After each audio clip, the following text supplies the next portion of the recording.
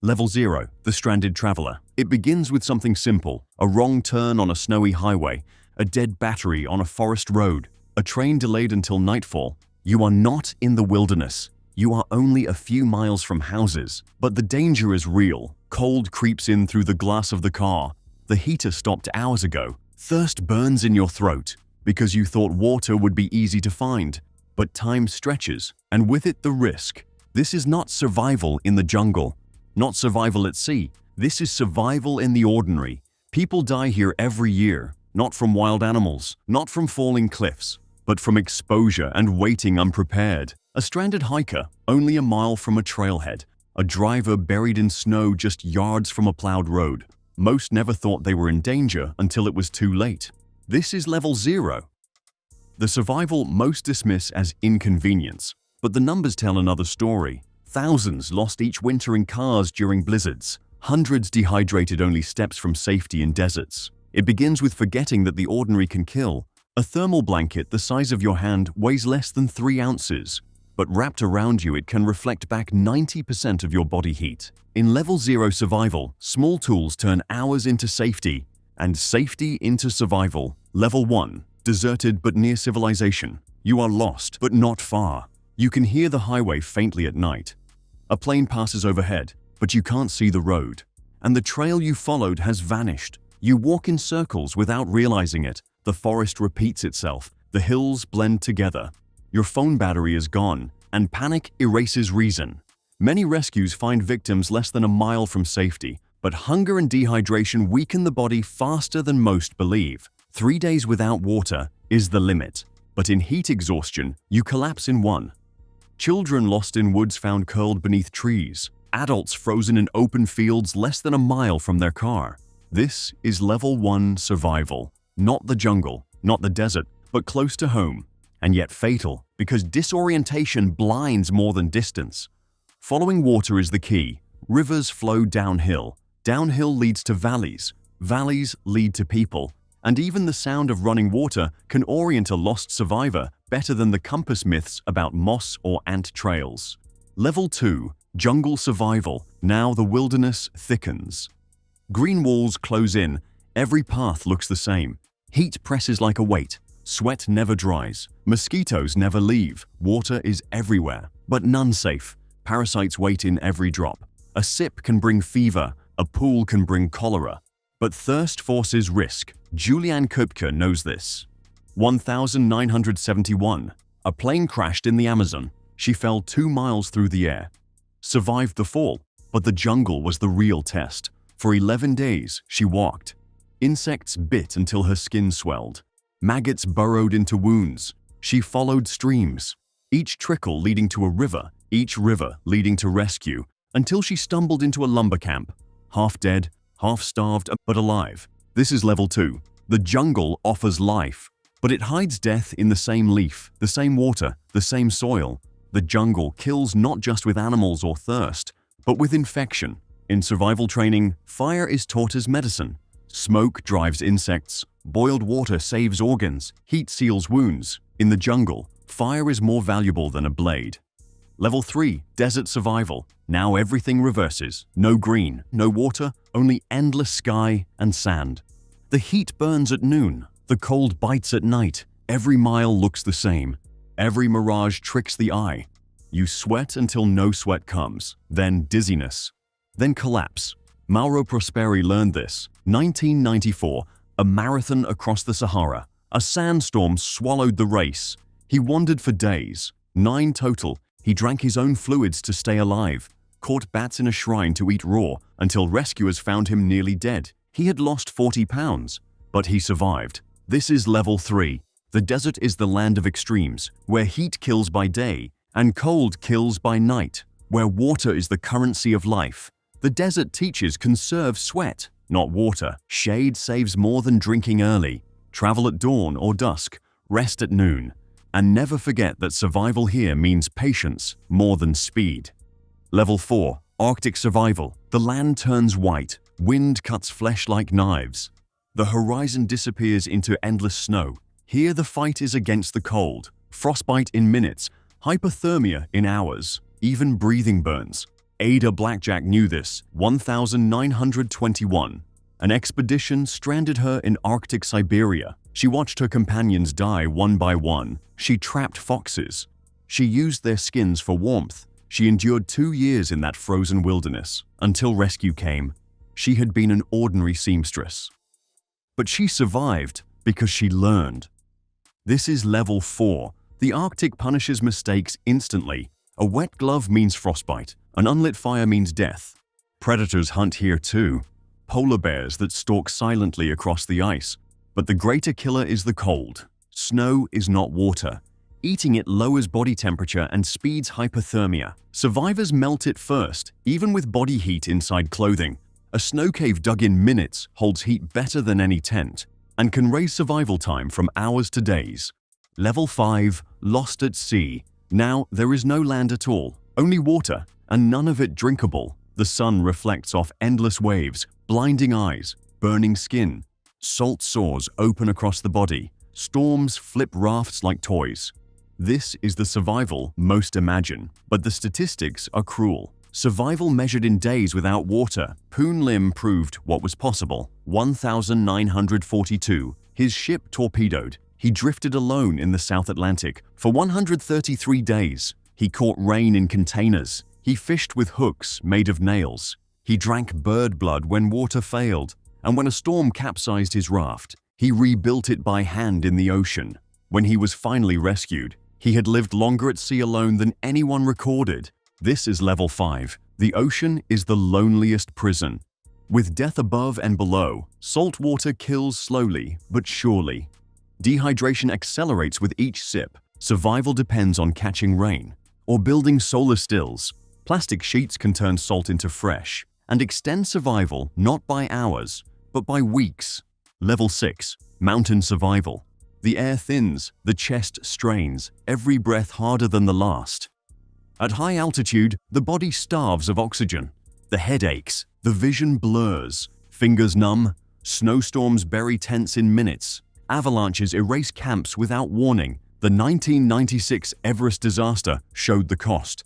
Climbers trapped near the summit, some only hours from safety, frozen in place, because altitude weakens more than cold. Guides begged to descend. But ambition blinded, and when the storm came, 8 were lost in a single night. This is level 6. The mountain is not conquered, it is borrowed, and every mistake is punished with death. Survival here means going down, not up. Altitude sickness kills more than frostbite. Descending even a few hundred feet can save a life. And knowing when to turn back is not weakness. It is the only survival rule the mountain respects. Level 7. Cave survival. Darkness absolute. Light fades after the first turn. Air grows heavy, every sound magnified. A drip of water echoes like thunder. The body feels trapped in stone. Caves are beautiful for explorers, but deadly for survivors. Flooding turns passages into traps, collapses seal exits, and without light, time dissolves. Minutes become hours, hours become days. The 2018 Tam Luang Cave Rescue proved the stakes. 12 boys and their coach trapped underground in Thailand. Rainwater flooded the passages. Food gone after days. Air running thin. Rescue took 18 days. Divers swam through pitch-black tunnels, carrying oxygen tanks to children who could barely breathe. The world watched and marveled when all survived. But caves are not always forgiving. Miners trapped after collapses. Adventurers lost when headlamps die. Bodies recovered years later. This is level 7. The earth closing around you. In caves, survival means oxygen conservation. Stillness preserves air more than motion. And always carry 2 lights. One for today, one for the day your life depends on it. Level 8. Island survival. The ocean spits you out. Alive but stranded. Sand beneath your hands. Palms swaying above. No rescue in sight. This is the castaway's trial. Food exists here. Coconuts crack for water. Crabs scuttle in tide pools. Fish shimmer beneath waves. But the danger isn't hunger. It is storms that flatten huts overnight. Injuries that fester with no medicine. And loneliness heavier than thirst. Alexander Selkirk knew this. 1704. A Scottish sailor marooned in the Pacific. 4 years alone on an island. He built huts from branches, hunted goats with his hands, trained cats to fight rats that swarmed his food. When rescued, he was unrecognizable. His story inspired Robinson Crusoe. But real survival is no adventure. It is enduring storms without hope and waiting for sails that may never appear. This is level 8. Paradise becomes prison. Signaling is everything. Large SOS signs in sand visible from air. Fires at night when skies are clear, and mirrors by day. Because survival here isn't about living forever. It's about being found. Level 9. Disaster survival. Now survival comes not from wilderness, but from the world collapsing around you. Buildings shatter in earthquakes. Cities burn in wildfires. Floods swallow streets in minutes. War zones turn homes into rubble. This is level 9. Instant survival. When disaster strikes without warning. Haiti, 2010. The earth shook for 30 seconds. 200,000 dead. But some survived, trapped in rubble for more than a week, sipping rain through cracks, breathing dust-thick air. Or 2011. Fukushima tsunami and nuclear disaster. Tens of thousands fled inland. Families split forever. Disaster survival is not just nature. It is human systems failing too. Water cut off, food gone, hospitals collapsed. Experts speak of the 72-hour kit. Enough water, food, light, and medicine for 3 days. Because the first 3 days after disaster decide life or death before aid arrives. Level 10. Long-term wilderness survival. Beyond days, beyond weeks, when no rescue comes, when the wilderness becomes your home. Now survival turns to living off the land. Not rationing, but building anew. Shelters from logs, fires from stone and tinder, tools from bone and metal scraps. The Lykov family did this. Siberia, 1936.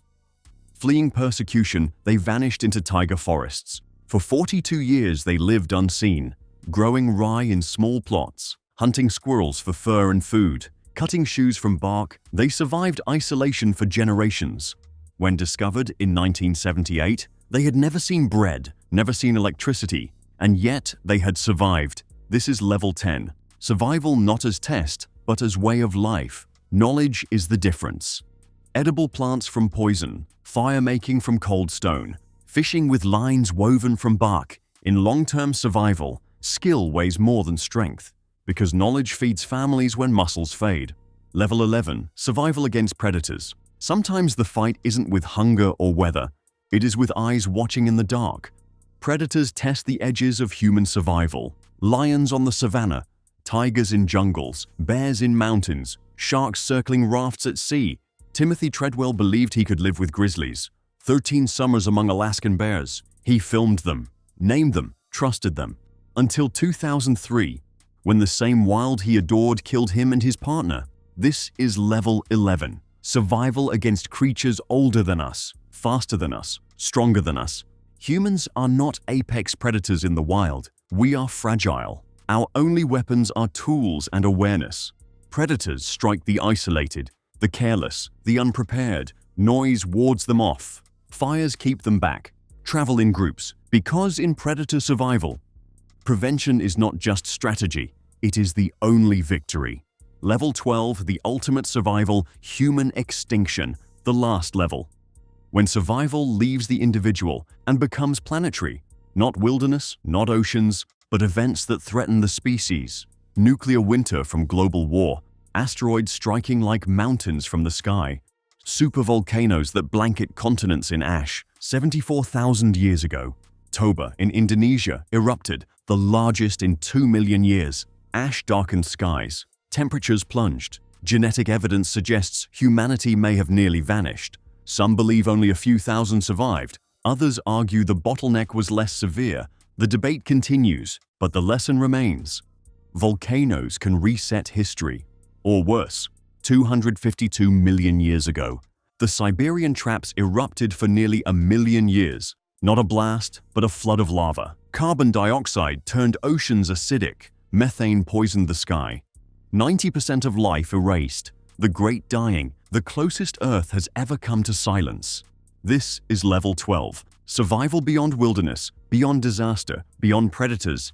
It is survival of a species when the planet itself turns against us. At this level, survival is no longer instinct. It is knowledge, preparation, and community.